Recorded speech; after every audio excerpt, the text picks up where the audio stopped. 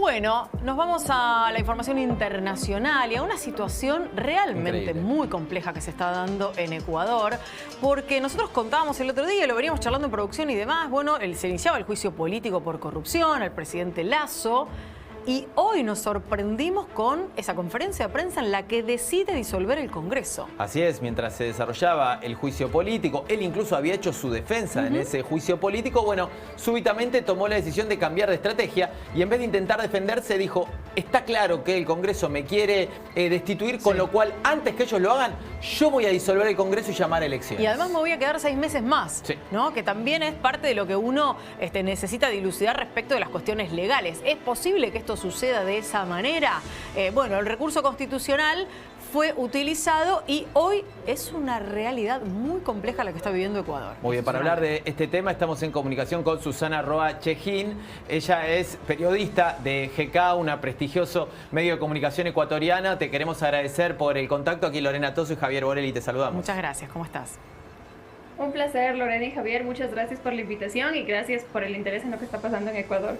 No, por supuesto, lo seguimos muy de cerca, pero hay matices que a la distancia no nos permiten ver y por eso queremos consultarte acerca de cómo fue recibida esta noticia y cuánto de verdad hay en esta cuestión que dice Guillermo Lasso de que es un complot en su contra.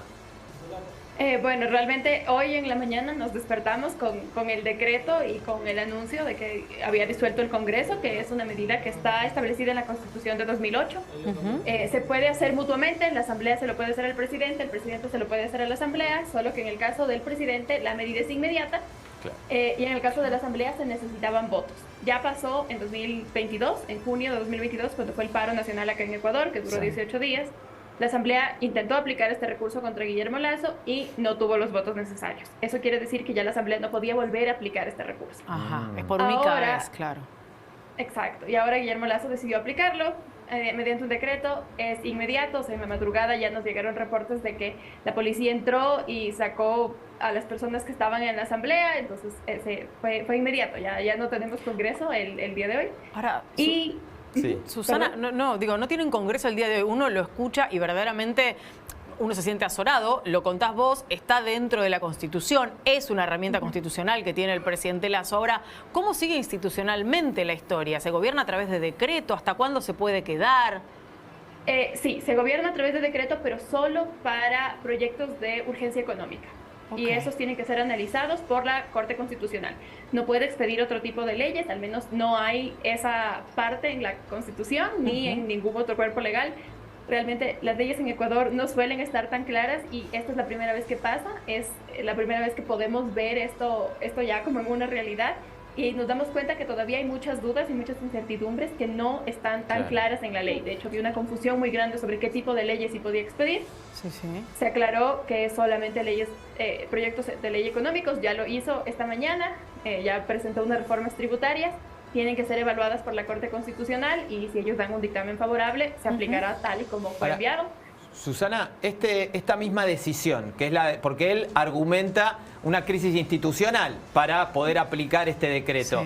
¿Hay alguien, la Corte Constitucional, por ejemplo, que evalúa si están dados los elementos objetivos para que considere crisis institucional o no? Porque de lo contrario sería una decisión absolutamente arbitraria.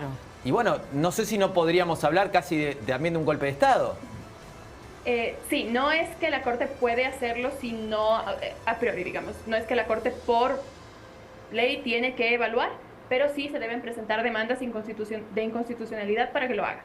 Hoy ya se presentaron varias, los ahora exasambleístas presentaron varias demandas de inconstitucionalidad y ahora será potestad de la Corte Constitucional decidir si cumple o no con las causales para decretar esta medida. Es decir, que ha quedado prácticamente gran parte del poder, tanto de veto como de apoyo a lo que se vaya haciendo en la Corte Constitucional. Y te pregunto, porque nosotros aquí tenemos enormes problemas vinculados a la justicia y a la Corte y a su funcionamiento, a las personas que la integran, etcétera. ¿Cómo es esa Corte? Digo, ¿qué lugar de confianza tiene para la población, para lo institucional? Realmente este es un criterio muy personal por lo que he visto en estos años. La Corte actual está desde 2019, fue renovada parcialmente el año anterior y ha hecho fallos históricos en Ecuador. Esta fue la Corte que despenalizó, que permitió el matrimonio entre personas del mismo sexo, despenalizó el aborto de violación. Claro. Obviamente hay fallos, sí hay fallos, pero creo que es una Corte que analiza profundamente los procesos que le llegan.